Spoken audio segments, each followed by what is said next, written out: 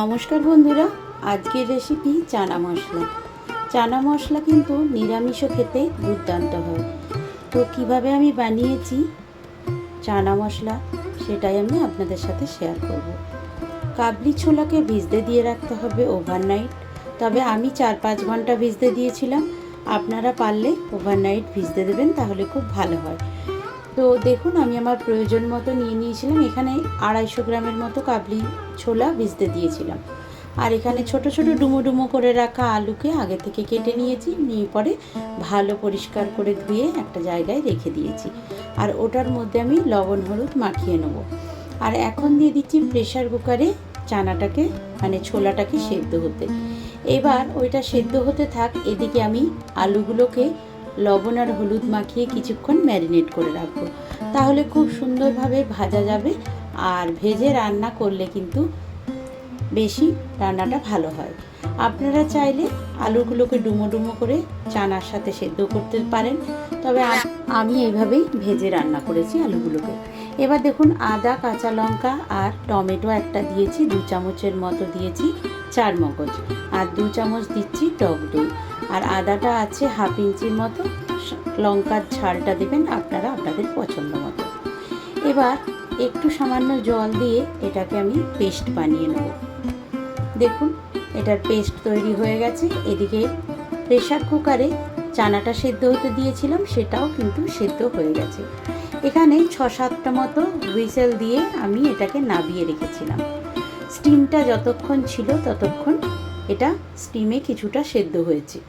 তো দেখুন সেদ্ধটা কিভাবে হয়েছে আপনাদের একটু দেখিয়ে দিলাম। আর এইভাবে একটু ম্যাশ করে দিলে রান্নাটা বেশ মাখো মাখো হয়, তাই ছোলাগুলো পারলে একটু ম্যাশ করে দেবেন এইভাবে।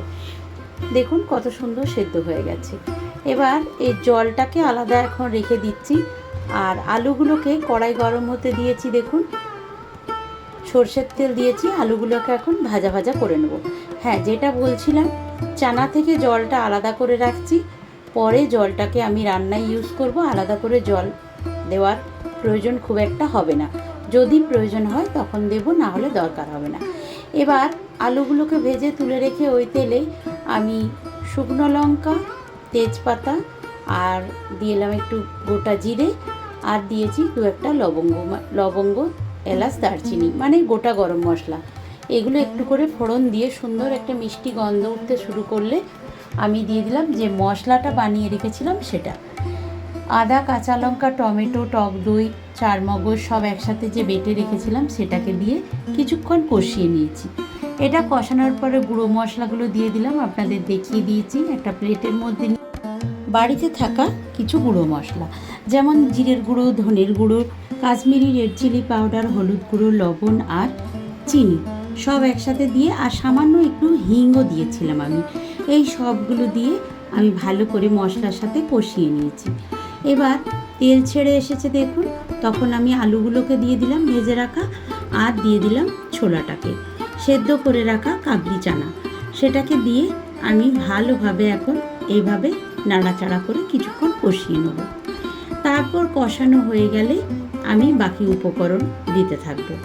এতে গরম জল ব্যবহার করব। আমি অন্য একটি দিকে গরম জল হতে দিয়েছি। আর দেখুন, আমি দিচ্ছি ছোলা মশলা, যেটা বাজারে কিনতে পাওয়া যায় চানা মশলা, সেটাই আমি ব্যবহার করেছি। তবে আপনারা কিন্তু বাড়িতে বানানো চানা মশলাও দিতে পারেন।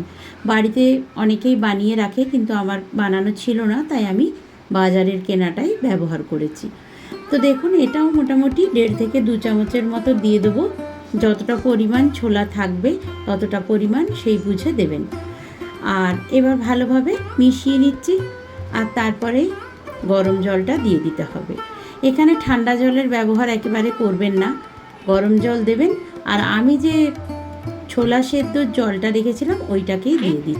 এইভাবে কিন্তু একঘেয়েমি রান্না খেতে না ভালো লাগলে রুটি, পরোটা, লুচির সাথে আপনারা চানা মশলা, আর দেখুন সম্পূর্ণ নিরামিষভাবে তৈরি এই চানা মশলাটা, এটা খেতে কিন্তু দুর্দান্ত হয়।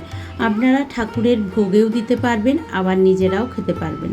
যে কোনো আশীর দিন বা নিরামিষের দিন যে কোনো দিনই খেতে পারেন। আর দেখুন মশলাটা ভালোভাবে কষানো হয়ে গেছে। একটু গুঁড়ো গরম মশলা আমি এতে দিয়ে দিচ্ছি, খুব সামান্য পরিমাণ দিলাম, খুব বেশি দিলে উগ্র একটা গন্ধ উঠবে, তাই খুব সামান্য দিলাম। আর গোটা গরম মশলাও যেহেতু এতে পড়েছে, তাই বেশি দেওয়ার কোনো দরকার নেই।